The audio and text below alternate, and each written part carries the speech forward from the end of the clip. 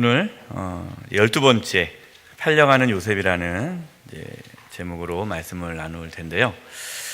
지금까지 이제 아브라함, 그 다음에 이삭, 야곱의 생애를 통해서 참 연약하지만 부족하지만 하나님께서 그 연약한 아브라함과 또 이삭과 야곱을 세워가시면서 하나님을 향한 믿음을 갖게 만들어가면서 하나님의 뜻을 이루어가는 것을 우리가 아브라함, 이삭, 야곱의 삶을 통해서 보았습니다. 이제 오늘 이제 창세기의 마지막 인물이 요셉이죠. 요셉의 생애가 끝남으로 창세기가 마쳐지게 되는데요. 요셉의 삶은 그동안 아브라함, 이삭, 야곱의 그 모든 삶을 정리해주는 가장 하나님의 섭리, 하나님의 인도하심이 어떻게 우리의 삶 가운데 나타나는가를 너무나도 잘 보여주는 그 삶이 요셉의 삶입니다. 그래서 저도 개인적으로 요셉을 좋아하는데요. 저와 여러분 가운데 하나님께서 요셉을 통해서 이루어 가셨던 그 놀라운 은혜가 저와 여러분 삶 가운데서도 나타날 수 있기를 바랍니다.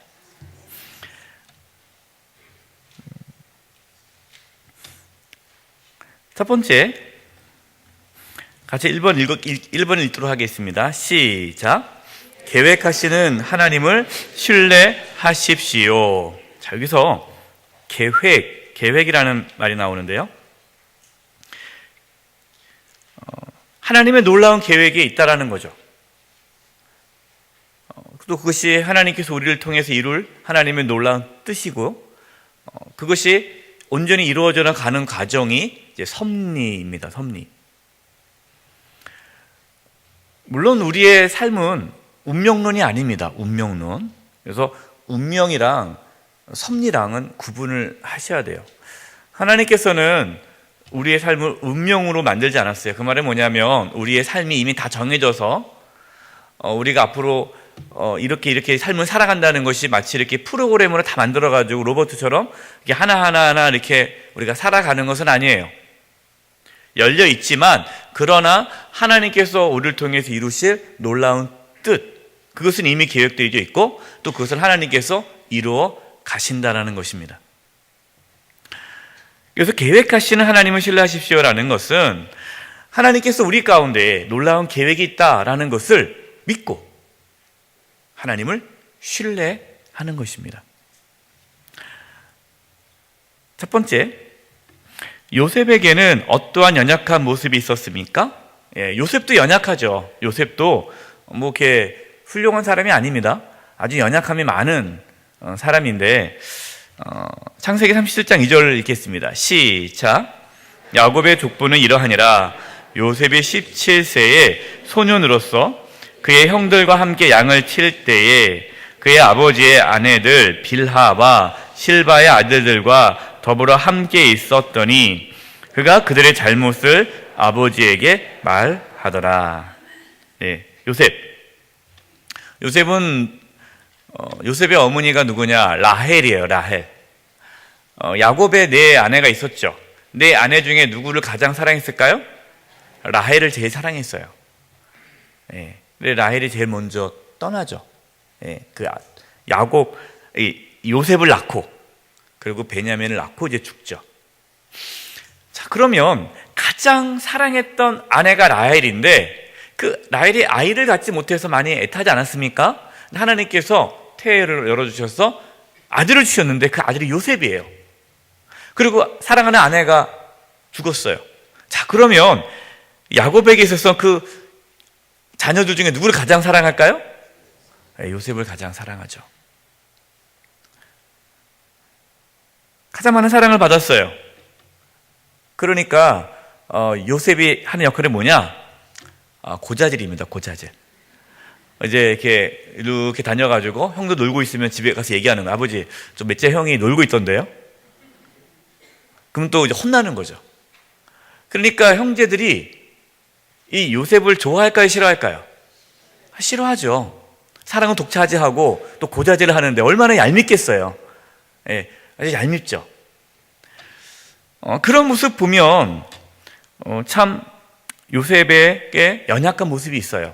좀 이렇게 형들이 좀 잘못한 부분이 있으면 좀 덮어주기도 하고 좀 감싸주기도 하고 형들의 어떤 부족함을 이렇게 해줬더라면 요셉이 그렇게 형들에게 미움을 받지 않았을 거예요.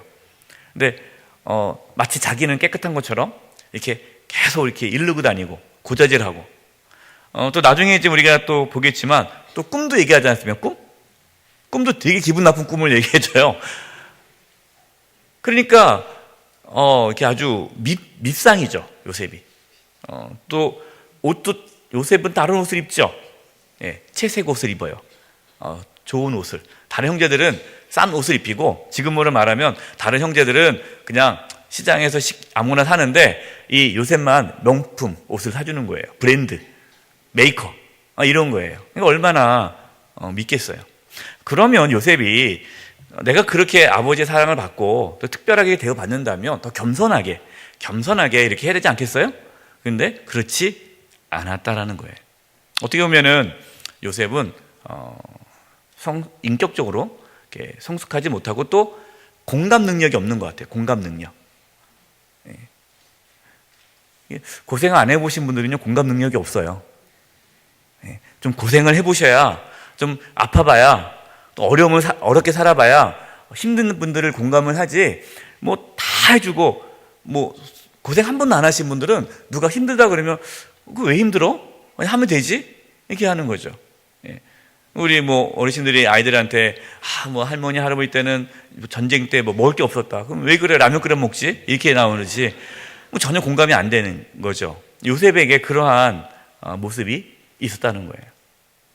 그럼 그 모습으로는 하나님의 어떠한 놀라운 하나님의 뜻을 펼치기에는 부족하죠. 두 번째, 이스라엘에게는 어떠한 연약한 모습이 있었습니까? 이스라엘이 이제 야곱의 이름을 바뀌지 않습니까? 이스라엘로? 창세기 37장 3절과 4절이에요. 읽겠습니다. 시작. 요셉은 노년에 얻은 아들이므로 이스라엘이 여러 아들들보다 그를 더 사랑함으로 그를 위하여 채색 옷을 지었더니 그의 형들이 아버지가 형들보다 그를 더 사랑함을 보고 그를 미워하여 그에게 편안하게 말할 수 없었더라. 지금 뭐가 일어나고 있습니까? 형제 간에 갈등이 일어나고 있어요. 갈등이. 형제 간의 갈등. 근데 형제 간의 갈등을 누가 일으킨 겁니까? 아버지가 일으킨 거야. 아버지가. 편애해서. 그러니까 이스라엘, 이 야곱은 좋은 아버지는 아니에요. 그 성품은 잘 못 고치는 것 같아요. 끝까지.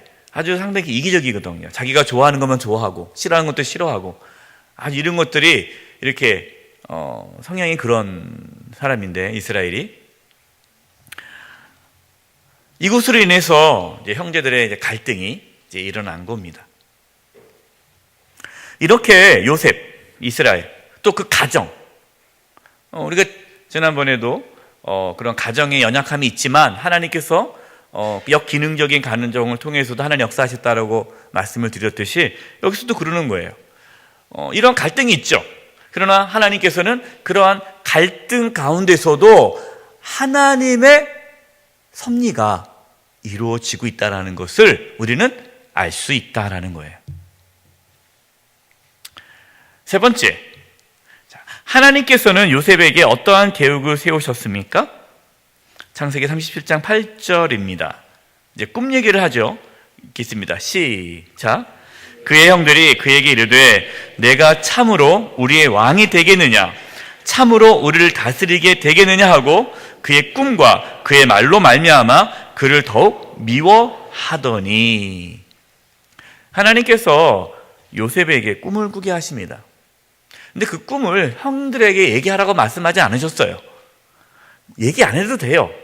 근데 굳이 그걸 얘기해서 이제 형들의 미움을 더 받게 되는 거죠. 불난 집에 기름을 붓듯이 이 꿈이 결정적으로 요셉이 고통을 당하는 그 원인이 제공되는 거예요. 자, 첫 번째 꿈이 뭡니까? 곡식단이 있는데, 단이 이렇게 있는데, 요셉의 단, 그리고 형제들의 단이 있는데, 요셉의 단에 다른 형제들의 단이 빙 둘러싸가지고 그 요셉의 단한테 절을 하는 그 환상, 꿈을 꿨어요. 제가 이런 꿈을 꿨습니다. 했더니 형제들이 너무 기분 나쁜 거예요.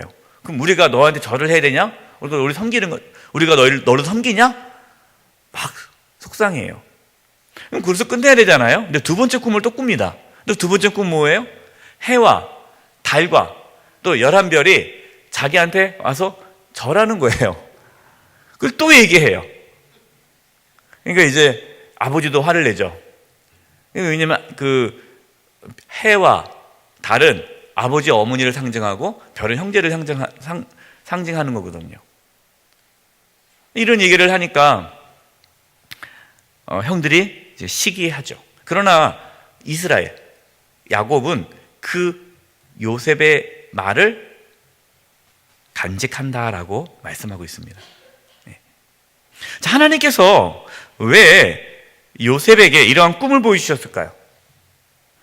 하나님께서 요셉을 높여주신다. 단순히 요셉이 높임을 받는 자리에 앉게 될 것이다 라는 것을 알려주려고 이거를 하나님께서 꿈을 보여주셨나요? 이게 아니죠. 하나님의 섭리는 요셉이 애굽의 총리가 되는 게 아니잖아요. 그게 목적이지 아니지 않습니까? 애굽의 총리가 목적이 아니에요. 나중에 극심한 가뭄이 들어서 그 이스라엘의 백성들, 야곱을 비롯한 그 12 형제들의 그 모든 가족을, 70명의 가족을 구원하기 위해서, 또 주변에 있는 많은 사람들을 구원하기 위해서 하나님께서 요셉을 사용하신 거죠. 그것이 하나님의 섭리죠. 그러나 지금 이 꿈을 꿨을 때 요셉은 자기가 나중에 그렇게 애굽의 총리가 되어서 가뭄을 대비하는 그런 훌륭한 총리로서 많은 사람을 구원한다라는 것을 알았을까요? 몰랐을까요? 몰랐죠. 그건 모른 거예요. 그러나 꿈을 통해서 하나님께서 나를 통해서 뭔가 놀라운 계획이 있구나라는 것을 하나님께서는 보여주신 거죠. 왜 그럴까요? 앞으로 고난이 찾아올 수 있으니까. 하나님께서는 요셉에게 내가 너에게 놀라운 계획이 있다.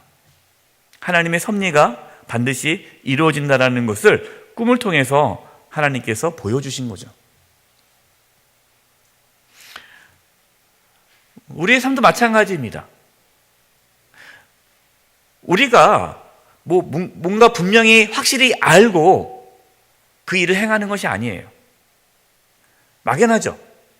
그런 분명한 것은 하나님께서 저와 여러분을 통해서 하나님의 뜻을 이루어 가실 겁니다. 많은 영혼을 하나님께로 인도하는, 구원케 하는 하나님의 나라를 이 땅 가운데에 세워가는 일에 저와 여러분을 사용하실 거예요. 구체적인 건 모르죠. 구체적인 거는 그냥 한 걸음씩 나아가는 거예요. 그러면 나중에 알게 되는 거죠. 나중에 뒤돌아보면 하나님께서 나에게 이러한 일을 하시려고 나를 이렇게 인도하셨구나라는 것을 나중에 알게 되는 거예요. 그래서 요셉이 나중에 고백하는 거 아닙니까? 형들한테 당신들은 나를 헤아려 하였으나 하나님 것을 선으로 바꾸사 만민의 생명을 구원케 하셨다. 이걸 나중에 깨달은 거죠. 하나님의 이러한 섭리, 계획, 지금은 아무것도 안 보이죠. 지금은 아무것도 없는 것 같죠. 그러나 하나님은 우리 한 사람 한 사람을 통해 하나님의 놀라운 일들을 펼쳐 가실 것입니다. 우리는 그것을 신뢰하는 거예요. 그것을 믿고 나아가는 겁니다.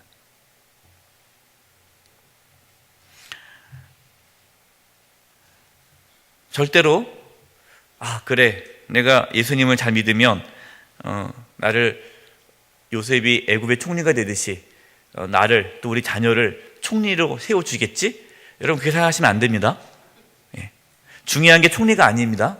중요한 것은 요셉을 통해서 많은 영혼이 살아난 거죠. 생명을 얻게 되는 것. 여러분, 이것이 하나님의 뜻이라는 겁니다. 저와 여러분을 통해 많은 영혼이 생명을 얻을 수 있기를 바랍니다. 이제 두 번째, 하나님께서 그런 계획을 갖고 계셨다. 우리가 이걸 믿는 거예요. 그 다음에 두 번째는 뭐냐? 두 번째 읽겠습니다. 시작. 준비시키시는 하나님을 신뢰하십시오. 자, 하나님께서는 그것을 계획하시고 또 그것을 뭐 하십니까? 준비해 가세요. 준비하세요. 이제 준비하는 그 과정이 이제 고난으로 들어가는 거죠. 왜냐하면 지금 요셉은, 지금 당장의 요셉의 모습으로는 아직 준비가 안 된 거예요. 훈련을 받아야 돼요. 광야의 길을 걸어가야 되죠. 광야가 필요한 거예요. 자신의 연약함, 요셉이 연약함이 있죠. 연약함. 그리고 또 형들의 죄악이 있죠. 형들의 죄악. 왜냐하면 동생이 아무리 밉다고 해서 동생을 죽이려고 해서는 안 되잖아요. 그러니까 지금 이제 요셉이 이제 고난을 당하는데, 이 고난을 당하는 그 고난의 이유는 여러 가지가 있죠. 요셉의 어떻게 보면은 지혜롭지 못한, 형들에 대한 지혜롭지 못한 어떤 태도들, 또 형들의 어떤 시기와 질투, 또 아버지의 그러한 잘못된 자녀 양육, 이런 여러 가지가 복합해서 고난이 찾아오는 겁니다. 그러나 그 고난도 하나님께서 요셉을 준비시키는 과정이다라는 것을 뭐 해야 된다? 신뢰해야 된다. 하나님을 신뢰한다는 거죠. 자, 1번. 고난을 당한 요셉을 하나님께서 어떻게 인도하십니까? 창세기 37장 20절, 28절입니다. 읽겠습니다. 시작. 자, 그를 죽여 한 구덩이에 던지고 우리가 말하기를 악한 짐승이 그를 잡아먹었다 하자. 그의 꿈이 어떻게 되는지를 우리가 볼 것이니라 하는지라. 그때 미디안 사람 상인들이 지나가고 있는지라. 형들이 요셉을 구덩이에서 끌어올리고 은 20에 그를 이스마엘 사람들에게 팔매 그 상인들이 요셉을 데리고 애굽으로 갔더라. 요셉이 옵니다. 채색 옷을 입고. 그러니까 형들이 요셉을 보자마자 야, 저 꿈꾸는 자가 오는도다. 그러면서 정말 저 꿈대로 되는 자 한번 우리가 해보자. 그래서 요셉을 죽이자. 죽여서 구덩이에 던지고 집에 가서는 아버지, 악한 짐승이 요셉을 잡아먹었네요. 이렇게 얘기하자. 그래서 원래 형들의 계획은 뭐예요? 요셉을 죽이는 거예요. 죽이는 거. 근데 그때 우리가 읽진 않았지만 그때 첫째가 르우벤입니다. 그래도 이제 큰형이 그래도 좀 나아요. 큰형이 요셉을 살리고자 생각을 하죠. 야, 그러지 말고 그냥 우리가 이렇게 구덩이에 넣어놓자. 어차피 구덩이에 넣어놓으면 이제 죽는 거예요. 구덩이에 집어넣으면 올라올 수가 없어요. 올라올 수 없으면은 거기서 목말라 죽든지 굶어 죽어야 되는 거예요. 그러니까 이제 르우벤은 동생들한테 우리가 죽이지 말자. 어떻게 친동생을 죽이냐. 그냥 스스로 죽게 내버려두자라고 얘기를 합니다. 사실 이거는 이제 르우벤이 나중에 동생들이 다 가고 나면 자기가 동생을 구해주려고, 살려주려고 그런 마음을 먹은 거예요. 하나님께서 그런 르우벤에게 그러한 마음의 감동을 준 거죠. 그리고 르우벤이 자리에 빈 사이에 이제 유다가 동생을 요셉을 살리려고 이제 팔자라고 얘기를 하죠. 우리가 동생을 죽여봤자 무슨 소용이 있겠냐. 차라리 노예로 팔자. 그래서 이제 노예로 팔게 되는 겁니다. 하나님께서는 지금 요셉이 고난을 당할 그 위기에, 죽임을 당할 그 위기에 르우벤과 유다 두 형을 통해서 생명을 지켜주시죠. 뭘 할 수 있습니까? 하나님께서는 우리가 감당할 만큼의 시험만 허락하신다는 거예요. 또 피할 길을 주신다는 겁니다. 우리가 쓰러져도 완전히 쓰러지지 않아요. 우리가 쓰러진 이유는 우리를 하나님께서 훈련시키는 과정이에요. 우리를 멸망시키려고, 우리를 망하게 하려고 하나님께 쓰러뜨리시는 분은 아니십니다. 그래서 두 번째입니다. 하나님께서는 고난을 당한 우리를 어떻게 인도하십니까? 우리 고린도전서 10장 13절 읽겠습니다. 시작.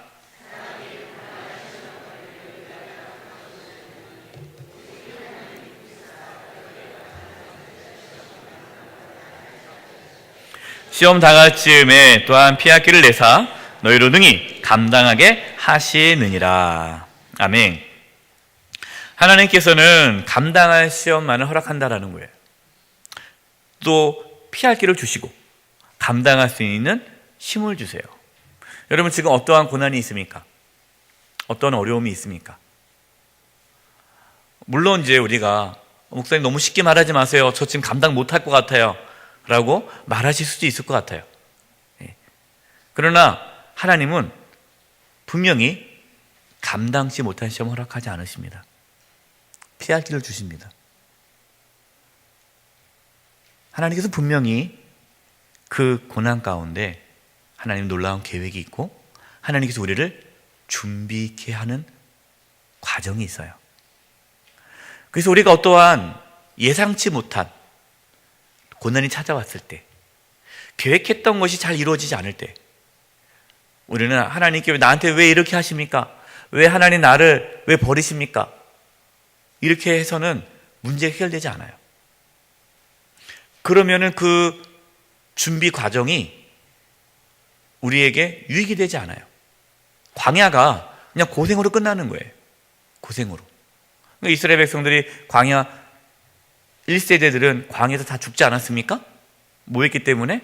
광야에서 훈련을 받아서 성숙해져야 되는데 그것에 관심이 없고 왜 나에게 이러한 고난을 주시냐고 계속 하나님께 원망하고 불평했더니 하나님께서 1세대들은 가나안 땅에 들어가지 못하게 했죠. 제가 자주 말씀을 드리는 것 중에 하나가 고난이 축복은 아니에요. 고난이. 왜냐? 어떤 사람은 고난 가운데 불평하다가 삶을 마감하는 분들이 있거든요. 뭐가 축복이냐? 고난을 통과해서 하나님의 어떠한 뜻을 이루는 그 놀라운 과정이 되었을 때 그 고난은 축복이 되는 거예요. 많은 분들이 그냥 고난이 그냥 고난으로 고생만 하다가 끝나는 분이 있어요. 그럼 왜 그래요? 그 고난 가운데 내가 믿음으로 반응하지 않기 때문이에요. 그 고난 가운데 하나님을 신뢰해야 되는 거죠. 하나님께 나를 지금 준비시키고 있다. 나를 지금 훈련시키고 있구나. 그리고 나 자신을 돌아봐야 되죠. 내가 이 고난 가운데 내가 훈련 받아야 할 것이 뭐가 있을까? 내가 준비돼야 할 것이 뭐가 있을까? 혹시 내 성품에 뭐가 문제가 있나? 내가 뭔가 아직 하나님 앞에 내려놓지 못한 게 있나? 이런 것들을 살펴보면서 우리가 하나님 앞에 준비되는 그러한 과정이 되면 그것이 우리에게 축복이 되는 거예요. 여러분이 이걸려면 이러한 반응을 하려면 뭐가 있어야 돼요? 믿음이 있어야 돼요. 믿음. 어떤 믿음이에요? 하나님은 나를 준비시키신다라는 그것에 대한 믿음이 있어야 하나님을 신뢰할 수 있고 하나님을 신뢰해야 그 고난과 역경 가운데서도 준비케 되는 은혜가 있는 것이죠. 이것이 세 번째입니다. 세 번째. 보이지 않는 중에 임하시는 하나님을 신뢰하십시오. 1번. 노예로 팔려간 요셉의 삶에 어떠한 변화가 있었습니까? 까입니다. 가가 아니라 까. 창세기 39장 2절과 3절 읽겠습니다. 시작. 요셉과 함께 하심으로 그가 형통한 자가 되어 그의 주인 애굽 사람의 집에 있으니 그의 주인이 여호와께서 그와 함께 하심을 보며 또 여호와께서 그의 범사에 형통하게 하심을 보았더라. 아주 중요한 말씀인데요. 이 구절이요. 왜 중요하냐? 하나님께서 요셉과 함께 하심으로 그가 형통한 자가 되었다라는 말이 요셉이 편안하게 있을 때는 그런 말이 없어요. 17살, 17세까지 요셉은 편안하게 살았죠. 아버지의 사랑을 받고 고생 하나 안 하고 편하게 살았어요. 편하게. 배불리. 귀한 부잣집 아들로서. 그때는 하나님이 요셉과 함께 하심으로 그가 형통했다라는 말이 없어요. 왜 없을까요? 요셉이 굳이 하나님을 찾을 이유가 없죠. 편안한데. 뭐 잘 살고 있는데 하나님에 대한 갈망이 없는 거예요. 그냥 하나님에 대한 부분이 그냥 하나의 그냥 지적인, 지식적인 관념으로 머물 수 있어요. 뭐 하나님을 애타게 찾을 필요가 없지 않습니까? 근데 지금 노예로 팔려갔어요. 요셉의 마음이 어땠을 거예요? 그 당시 노예는요, 알다시피 차라리 죽는 게 나을 수도 있는 삶이잖아요. 아무런 소망이 없어요. 얼마나 불안하겠습니까?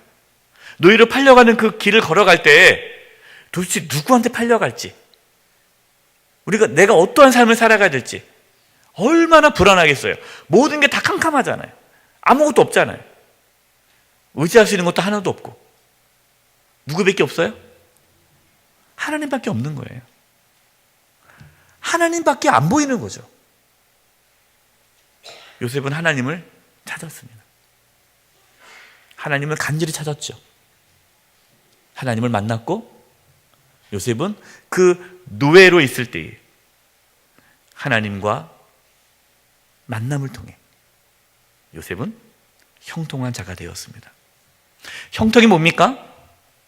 돈 잘 버는 거, 병이 낫고 뭐 계획했던 일이 착착착 되는 게 형통입니까? 물론 그것이 형통이에요. 그러나 성경에서 말하는 형통은 하나님이 함께 하는 것이 형통이에요. 하나님 함께 하는 거. 그래서 몸이 아파도 형통할 수 있어요.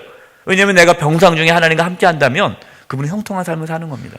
내가 가난해도 형통할 수 있어요. 내가 가난해도 하나님이 나와 함께함을 경험하면 그분은 형통한 삶을 사는 거예요. 요셉이 그걸 경험한 거죠. 요셉은 그 고난 가운데 하나님이 함께하는 삶을 살았습니다. 자, 요셉은 그 전에는 편안한 삶을 살았어요. 편안한 삶. 그리고 지금은 무슨 삶을 삽니까? 고난의 삶을 살고 있어요. 그런데 이 고난의 삶은 하나님이 함께하는 그 놀라운 축복을 가져다 주었죠. 제가 목회하면서요, 그런 이야기를 참 많이 들어요. 성도님들 중에. 어떻게 교회 나오셨습니까? 어떻게 예수 믿게 되었습니까? 그러면 대부분이 뭐라고 그래요? 고난 가운데 있을 때 하나님 만나요. 잘 나갈 때는요, 하나님 안 찾습니다. 고난 가운데 있을 때 하나님을 만나는 거예요. 그래서 고난이 축복이 되는 거예요. 왜냐하면 하나님 만나니까. 저와 여러분 가운데 어떠한 고난이 있습니까? 어떠한 어려움이 있습니까? 그 고난을 통해 하나님이 나와 함께 하시는 경험을 할 수 있기를 바랍니다. 그래서 고난 가운데 형통한 삶을 살아가는 은혜가 있기를 바라요. 그렇게 하나님께서는 요셉을 훈련시키시고 저와 여러분을 그렇게 훈련시키십니다. 그래야 나중에 사명을 감당하는 삶을 살 수 있어요. 사명을. 저와 여러분은 편안하게 사는 것이 삶의 목표가 돼서는 안 됩니다. 저와 여러분은 사명을 감당하는 삶을 살아야 돼요. 사명을 감당하는 삶을 살려면 고난의 삶이 필요합니다. 하나님이 나와 함께함을 경험하는 은혜가 있어야 돼요. 두 번째, 죄의 유혹 앞에 요셉은 어떻게 반응했습니까? 자, 요셉이 하나님과 함께하는 형통한 삶, 노예이지만 형통한 삶을 살았어요. 그러자 이제 그 보디발의 아내가 요셉을 이제 유혹하죠.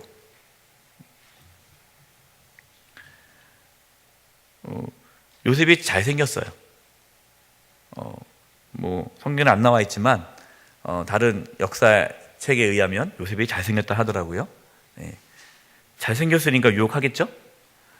창세기 39장 9절입니다. 읽어보겠습니다. 시작. 이 집에는 나보다 큰 이가 없으며 주인이 아무것도 내게 금하지 아니하였어도 금한 것 당신뿐이니 당신은 그의 아내임이라. 그런즉 내가 어찌 이 큰 악을 행하여 하나님께 죄를 지으리까. 요셉이 죄의 유혹 앞에 어떻게 반응합니까? 하나님 앞에 죄를 지을 수 없다. 하나님을 두려워한다는 거, 하나님을. 요셉이 성숙해진 거죠. 요셉은 이제는 삶의 중심이 하나님이 되었어요. 하나님이 자신의 삶의 중심이에요. 사실 노예로서 편하게 살려면, 또 자유인이 되려면 어떻게 보면은 보디발의 그 아내와 친하게 지내야 될 수 있겠죠. 그러나 요셉은 내가 평생 노예로 살지언정 하나님 앞에 죄를 지을 수 없다 하고 딱 끊죠. 그것으로 인해서 요셉이 이제 어떻게 됩니까? 세 번째, 감옥에 들어간 요셉에게 어떤 일이 일어났습니까? 감옥에 들어갔어요. 억울하게. 처음에 노예로 팔려고 하는 것은 어떻게 보면 약간의 요셉이 그 빌미를 제공할 수 있다고 볼 수도 있죠. 그렇죠? 형들에게 많은 미운 짓을 했으니까. 그런데 요셉이 감옥에 들어간 것은 이건 억울한 일이에요. 하나님의 뜻대로 살려다가 고난을 당한 거죠. 여러분, 이게 고난의 차이가 옵니다. 처음에 대부분의 우리의 고난은요, 내 잘못으로 고난이 찾아와요. 대부분 내 잘못으로, 내 어리석음과 내 게으름과 나의 부족함으로 인해서 고난이 찾아옵니다. 우리가 몸이 아픈 것도 내가 평상시에 건강관리 잘 못해서 몸이 아픈 거예요. 내가 과로하고 운동 안 하고 음식을 조절 안 하면서 병에 걸렸어요. 그럼 나중에 그걸 하나님 탓하잖아요. 하나님은 네가 제대로 관리 안 해서 아프다 그러는데, 이만큼 우리는 어떠한 모든 대부분의 고난은 대부분 우리의 잘못으로 찾아와요. 그러나 성숙해지면 내가 의롭게 살아감으로써 찾아오는 고난을 당합니다. 요셉이 그런 거죠. 근데 그 가운데서도 하나님 원망하지 않죠. 똑같이 나옵니다. 창세기 39장 21절 23절을 읽겠습니다. 시작. 여호와께서 요셉과 함께 하시고 그에게 인자를 더하사 간수장에게 은혜를 받게 하시매 간수장은 그의 손에 맡긴 것을 무엇이든 살펴보지 아니하였으니 이미 여호와께서 요셉과 함께 하심이라. 여호와께서 그를 범사에 형통하게 하셨더라. 아멘. 이상하죠? 범사에 형통했으면 노예에서 자유인이 되든가 감옥에 안 가야지 왜 형통한데 감옥에 갑니까? 하나님이 함께 한다는 거예요. 우리가 자꾸만 형통이라는 단어를 너무나 이렇게 세상적인 개념으로 갖고 와서 그러는데, 성경에서 말하는 형통함은 하나님이 함께하는 삶이에요. 하나님이 함께하는 삶. 그렇기 때문에 순교, 나중에 이렇게 우리 믿음의 선배들 다 순교하지 않습니까? 그럼 순교하면 세상의 관점으로 봤을 때는 형통하지 않죠. 일찍 죽었으니까. 그러나 순교라는 것은 하나님이 함께하는 아주 그 순간이기 때문에 하나님, 우리 믿음의 눈을 봤을 때는 형통한 길을 걸어간 거죠. 지금 요셉이 억울하게 하나님의 뜻대로 살아가려다가 감옥에 들어갔어요. 그래도 요셉은 하나님을 원망하지 않았다는 것이죠. 하나님을 믿은 거죠. 하나님을 신뢰한 겁니다. 하나님의 놀라운 계획이 있을 것이다. 아직 나는 모르겠지만, 내가 아직은 모르겠지만, 그러나 분명한 것은 하나님은 선하시다. 아멘? 여러분 믿을 수 있습니까? 예, 그게 믿음이에요. 믿어지지 않는다면 믿어지지 않는다고 얘기하셔야 돼요. 안 믿어지는데 믿어지는 척하면 안 됩니다. 그러면은 마음속에는요 하나님에 대한 그 원망이 있어요. 그러면서 아닌 척하면 안 돼요. 그냥 솔직하게 속상하다고 하세요. 하나님한테요. 그럼 하나님께서 그 과정을 통해서 우리를 또 만져주시니까요. 요셉은 감옥에서도 원망하지 않았습니다. 그리고 하나님을 신뢰했고 하나님과 함께 했어요. 요셉은 감옥에서도 하나님과 함께하는 형통한 삶을 살았습니다. 보이지 않는 중에 임하시는 하나님을 신뢰하십시오. 바로 이것은 우리가 어떠한 고난이 있을 때 하나님께서 그 고난을 하나님의 뜻을 이루어가는 섭리죠, 섭리. 그러니까 섭리 과정 가운데 우리의 고난을 사용하십니다. 우리는 이것을 믿고 하나님을 의지하는 거예요. 신뢰하는 거예요. 이게 믿음이에요. 결론입니다. 하나님을 어떠한 상황에 있어도 신뢰할 수 있길 바랍니다. 내가 아파도, 사업이 망해도, 자녀에게 어떤 문제가 생겨도, 예상치 못했던 일들이 일어나도 하나님을 신뢰할 수 있는 믿음이 있기를 바랍니다. 우리의 삶에서 찾아오는 그 모든 상황들, 그걸 우리가 어떻게 반응하느냐에 따라서 우리의 삶이 달라지는 거예요. 만약에 요셉이 노예로 팔려가지고 원망하고 나는 왜 이렇게 나 인생 끝났어 이렇게 살아갔다면 요셉은 하나님의 어떤 섭리를 이루지 못하고 삶을 마감했을 거예요. 끝까지 하나님께 순종할 수 있기를 바랍니다. 하나님을 믿고 나아가시기 바랍니다. 그러면 하나님께서 반드시 저와 여러분을 통해 하나님의 놀라운 계획을 이루어 가실 것입니다. 이제 다음 주에 요셉에게 어떠한 하나님의 뜻이 또 펼쳐지는지 보도록 하겠습니다. 기도하겠습니다. 하나님, 저희들에게 믿음을 부어주셔서 어떠한 상황에 처해 있을지라도 하나님의 선하심을 믿고 하나님을 신뢰하며 나아가도록 도와주시옵소서. 특별히 지금 고통 가운데, 고난 가운데 계신 우리 성도님들 계십니까? 하나님이여, 감당할 수 있는 힘을 주시고 피할 길을 주시고 그 가운데서도 하나님이 함께 하시는 형통한 삶을 살아가게 도와주시옵소서. 예수님의 이름으로 기도드립니다. 아멘.